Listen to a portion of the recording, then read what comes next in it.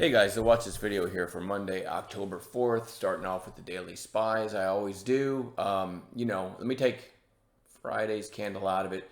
Certainly looked like, we came down to here, looked like we were rolling back over and going to take out recent lows and start tanking. But oftentimes, maybe more times than not, what seems obvious in the market rarely works. So to me, what happened is it's already down a few days in a row, then takes out these recent lows in the morning, sucks in some shorts looking for the easy money, and then they get trapped and you get the reversal. So, I don't make any money off predicting what the SPY is going to do in the long term or even in the short term because I'm a day trader and I make my money on intraday moves on stocks that are in play. But it is interesting that, a lot of shorts to me just kind of thought it was easy, got burned, and then it ran the rest of the day. What do I expect next week? I have no idea, right? I have no idea. It is worth noting, though, we are below the 50-day, the 20-day, kind of bounce back up to the 8-day, but well above the 200 if you care about all that stuff for the overall market. I only had one decent trade. I only took a couple trades, I think, all day Friday. I had one decent trade, and it was a long in this thing, believe it or not. There's the daily in PALT.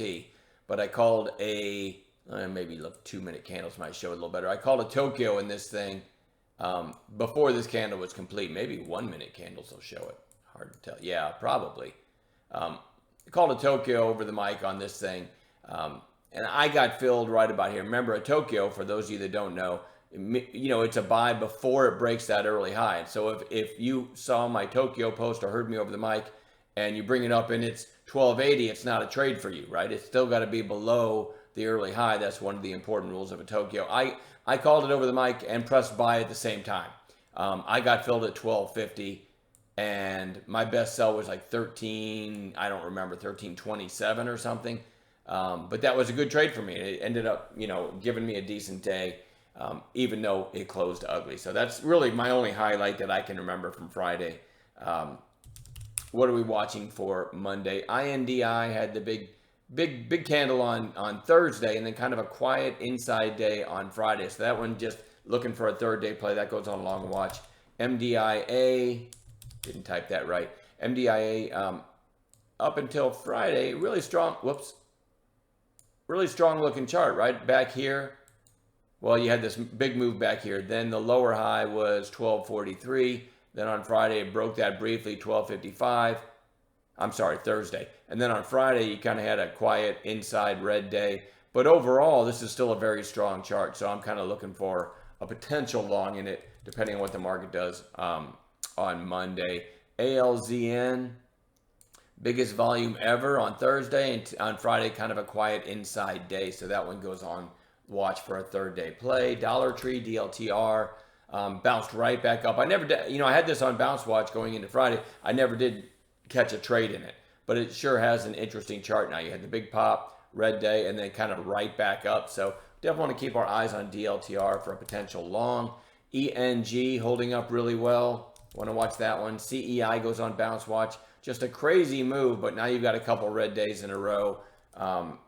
You guys know me on bounce plays. What I'd like to see is a narrow range for most of the day and an afternoon high of day break. So keep that in mind. That's my favorite bounce play entry, but not the only one that we teach. DMYI, really big 2-day run, and it basically round tripped when you count Friday's action, but a nice bounce intraday. I'm just going to look for. I'm still keeping it on bounce watch because it's been on bounce watch. Didn't meet any entry parameters, so we'll see if it does on Monday.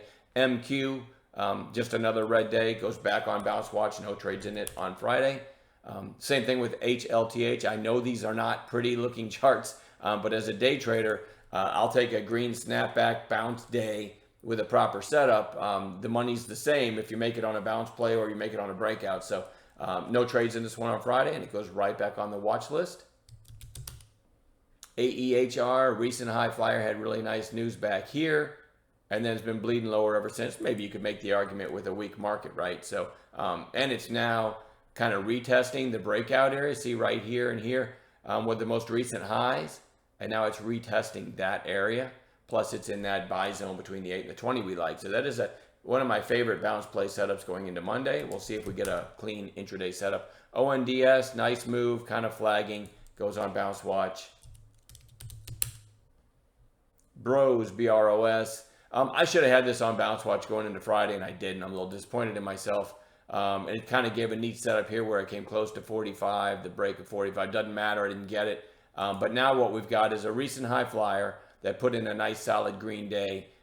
Maybe it follows through on that on Monday. I don't love the setup, but we'll see. And then lastly, I put PED on watch. Big breakout on Friday. We'll look to see if it gives any kind of follow through setup. That's not a big list. I'm not in love with this list, but we'll see what the market does on Monday, and we'll add some gappers to this list in the pre-market on Monday. All right, so everyone have a great rest of your Sunday, and I'll see you all in the chat room on Monday.